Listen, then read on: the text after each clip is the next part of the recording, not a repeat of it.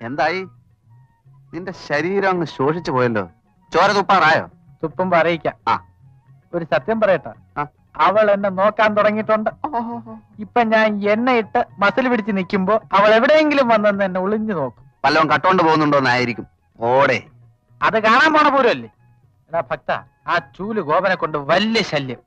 അവൾ എന്റെ അടുത്ത് എത്തുമ്പോഴേക്കും അവൻ എവിടെ നിന്നെങ്കിലും ഒരു ചൂലും പൊക്കിക്കൊണ്ടുവരും. ആണല്ലോ, ഇത് തന്നെയാണ് എന്റെയും പ്രശ്നം. അവൻ ഒറ്റക്ക് കിട്ടുമ്പോ അവളെ വളച്ചാ പോരെ. വളച്ചാലും കിട്ടാൻ പോകുന്നില്ല. എന്നാലും അതല്ല എന്റെ ഒരു മര്യാദ. ഞാനൊരു കാര്യം പറയാം. നിനക്കൊരു കാര്യം ചെയ്യാൻ പറ്റും? ഈ കോർപ്പറേഷൻ വെള്ളം വരുന്ന പൈപ്പിന്റെ മെയിൻ ടാപ്പ് നിനക്ക് അടക്കാൻ പറ്റുമോ? ഇങ്ങനെയുള്ള കാര്യങ്ങളെ നിനക്ക് ഈസിയായിട്ട് ചെയ്യാൻ പറ്റും. കാര്യം എന്തര്? അവന്റെ ചൂൽ ഷൈനിങ് അതോടെ നിൽക്കും. കോർപ്പറേഷൻ വെള്ളം നിന്നാൽ കിണറ്റിൽ നിന്ന് വെള്ളം കോരേണ്ടി വരും. ഇന്നത്തെ നിലക്കാവുമ്പോ അവൻ തന്നെ കോരേണ്ടി വരുവേ. ഭയങ്കര. നിനക്ക് ബുദ്ധിയില്ലെന്ന് പറഞ്ഞ വെറുതെ ആണല്ലേ. നിന്റെ അച്ഛൻ അങ്ങനെ പറഞ്ഞ ഊതല്ലേ? എടാ, ഞാൻ പറഞ്ഞത് നിനക്ക് ചെയ്യാൻ പറ്റുമോ? സംശയം എന്ത്? എനിക്ക് ചെയ്തേ പറ്റൂ. അവന്റെ അമ്മൂമ്മയുടെ ഒരു ചൂല്